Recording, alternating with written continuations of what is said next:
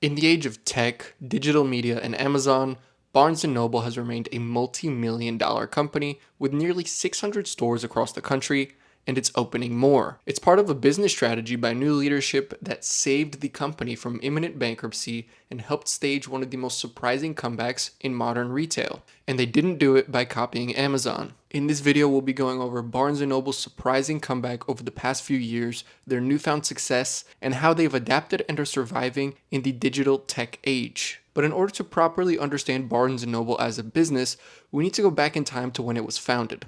The company was started in 1873, founded by Charles M. Barnes, starting as a small bookshop ran out of his home in Wheaton, Illinois.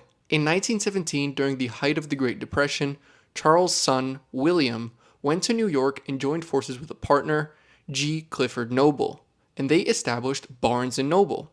They opened what would later become the Barnes & Noble flagship store on 5th Avenue at 18th Street in New York City.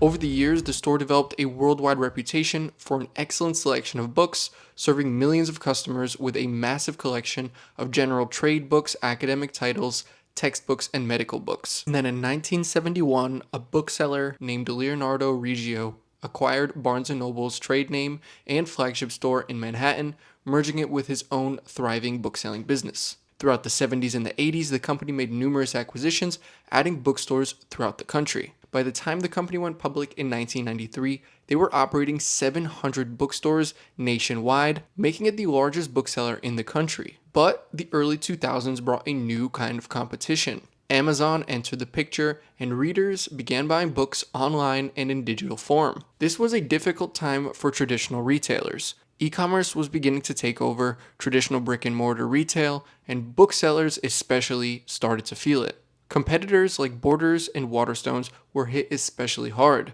In 2011, Borders filed for Chapter 11 bankruptcy, closing all 399 of its stores and laying off 11,000 employees. That same year, Waterstones was purchased by a Russian billionaire, Alexander Mamut, and his first move was appointing a man named James Daunt as the new CEO. Daunt's leadership would prove to be a turning point for Waterstones and eventually for Barnes & Noble as well. By the late 2010s, Barnes & Noble was in a steep decline. Sales had been falling year after year, stores were closing, and the company's big bet on its own Nook e-reader, similar to Amazon's Kindle, had turned into a billion-dollar failure. Inside the stores, everything felt the same. Let's just say it was very corporate. All of the stores had the same layout, the same displays, and the same titles shipped in by the corporate office in New York City. Between 2010 and 2019, 4 different CEOs were cycled in and out, each of them trying and failing to reinvent the struggling business. By 2019, many believed that Barnes & Noble's would follow Borders into bankruptcy. And it was in that year, just when it seemed like the company was heading towards imminent failure, that a surprising turnaround story began. In June of 2019, a hedge fund called Elliott Management stepped in and bought Barnes & Noble's for $683 million. And they needed a new CEO. Instead of hiring some tech executive in hopes of turning the brand into an Amazon competitor, they took a much more practical approach. Remember James Daunt, the former CEO of Waterstones? They hired him as the new CEO of Barnes & Noble. Talk about specialization. Daunt actually had an interesting background. Previously, he had built a career as a bookseller in London, best known for founding Daunt Books, his own chain of booksellers, and later turning around Waterstones, the UK's largest bookseller. His strategy at Waterstones was pretty straightforward. Instead of running every single store from a central office, he decentralized operations and gave power back to local managers. And at Waterstones, he proved that this worked. And when he took over Barnes & Noble's, he ran a very similar playbook. He stopped running the company like a corporate chain and started running it like hundreds of independent bookshops. This meant no more cookie-cutter stores, no more standardized floor layouts that dictated exactly where each book went. Instead, store managers now were free to curate their own collections, build their own displays, and shape their stores around the tastes of the communities that they served. He also scrapped the old pay-to-play model where publishers could pay extra for premium display space in the stores. Displays were now chosen, placed, and curated by the store managers themselves based on what they actually wanted to recommend. This brought back a level of authenticity and human connection to the stores. And this also proved to be extremely practical from a business sense. by letting individual store managers and their teams curate the stores and order stock that they knew they could sell, the company's book return rate dropped drastically.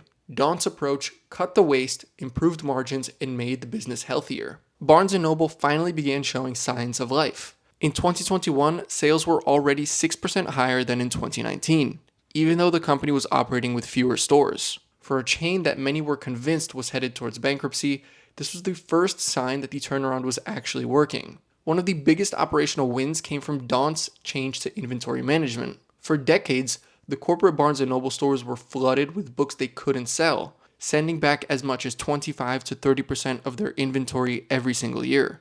But by giving managers control over ordering, that number has fallen to just 7% in 2024, with plans to bring it down even more in 2025. In 2023, Barnes & Noble opened more than 30 new stores across the country, its first expansion in over a decade. And in 2024, it opened 57 more, with plans for 60 more locations in 2025. Some of these new locations ended up taking over what were previously Amazon book storefronts, a pretty symbolic reversal. But maybe the most surprising result has been the perception from the customers. Having once been a soulless corporate chain, Barnes & Noble stores now feel more like independent bookshops. It's reported that nearly a third of customers end up browsing for 45 minutes or longer. Now, do these improvements put Barnes & Noble back in the top spot for book retailers? The answer is no. Amazon still dominates the book market by a huge margin, accounting for well over 50% of all book sales in the United States. But Barnes & Noble thrives on what Amazon can't deliver: curated inventory, local community ties, and the experience of in-person discovery. Hey, thanks for watching the video. I really hope you enjoyed it. If you're interested in seeing more business-related topics like this, definitely consider checking out the channel. I talk about a variety of business topics on this channel, so no matter what you're into, I'm sure there's something for you.